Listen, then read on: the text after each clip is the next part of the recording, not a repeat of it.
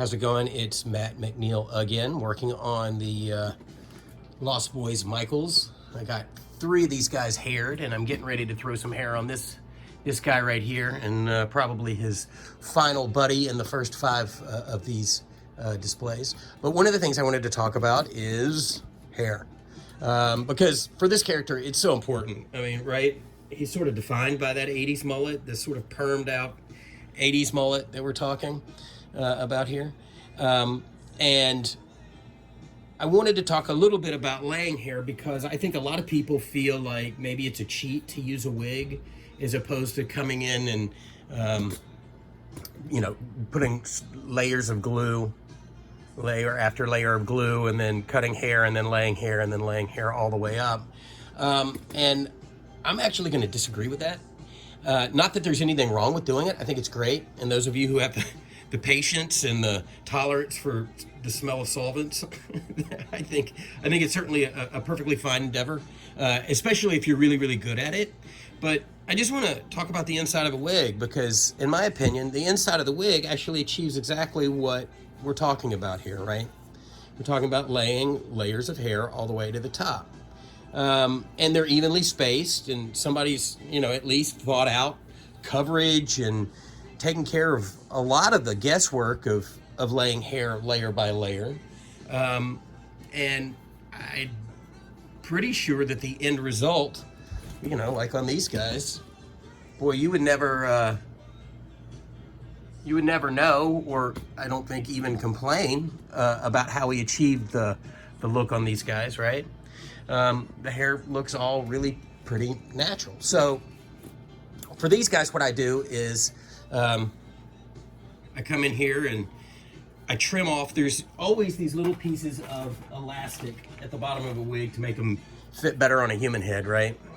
And they usually sit right in here, and they kind of go through this little loop here. I cut those off because they're superfluous, and the last thing you want is that to be hanging out. So I cut that off. That's a pretty easy modification. I'll come in here and I'll put glue on the top of his head right here, a little contact cement, and then I'll put some contact cement on the wig itself. I'll center it up on his head, and then I'll glue it down from the top, from the crown of the head, and make sure that I've got a good bond there. Then I go around and I make sure that everything else is glued into place, because once you have the top glued in place, you can kind of peel it up and make sure that that everything sticks. Now, that's not all I do, because I'm certainly not going to leave the wig just as a straight up wig. That I understand and feel like is probably actually cheating, like maybe some people feel about using a wig. Yes, I agree. If you just plop a wig on his head, it's going to look like a really, really, really bad wig, right? So how do you make the wig look like his haircut? Because one of the things that's really funny, about doing these things is I never realized that I was going to have to be a hairstylist as well, but you do. There's all kinds of disciplines involved with mask making. So yeah, you could maybe get away with that. That would be pretty lazy, in my opinion. So what I do is, this wig is already too long, right, for his mullet. So I come in and I actually cut off this back bib here, and I take that back bib, here's one, and then I reutilize the hair that is on that bib for sideburns and temple, right? Here and here. Because one of the things I see a lot of guys that use wigs on masks is they don't go back in and they don't add this stuff. And I'll tell you, this is super crucial, in my opinion, to helping not only create a realistic seam line for your hair, but it also helps to frame the face, right?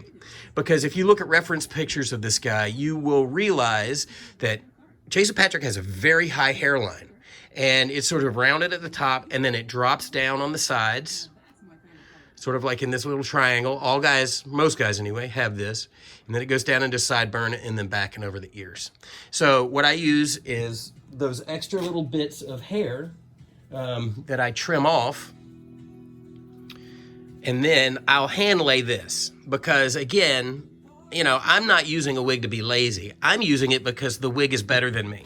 And, you know, there's that whole thing, it's like work harder or work smarter. Well, I prefer to work smarter and get better results than to sit here for 2 hours laying strip after strip after strip of hair only to find out that I'm literally only achieving that, which is already pretty perfect. So yeah, that's my philosophy on how to lay hair on these guys. And then once that's done, I'll go back with a pair of scissors and start to go around. I'm still working on these guys, but I'll start to go around and work on the length, work on, you know, a little bit of area around the ears, and start just sort of in my own little workshop here, kind of zhuzhing his hair around to figure out what needs to stay and what needs to go, right? This one's still pretty long. And then what I'll also do, and you have to be super, super careful with it, I'll take a heat gun and at a very great distance, I'll start to hit it with a heat gun because this hair is synthetic, and I'll let the curls start to fall out of it, right? And in letting the curl fall out of it, then I can really start to shape it. And then once it's all sort of like kind of where I want it, I'll go back with either some Kryolan clear or, you know, heavy duty hairspray and, you know, lock a hairstyle in place. None of these guys are locked in. These are all just in process. But this is the project today. I'm going to try to get some hair on this guy and maybe even, where is he? This guy right here if I find the time. So anyway, hopefully that helps in regard to hair. It's one of those things that I think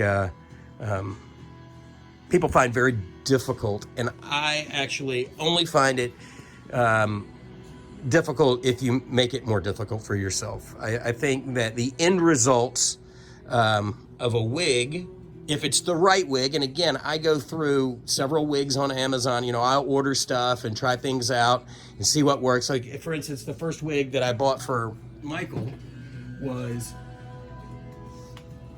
this one. Because for some reason I thought his hair was black.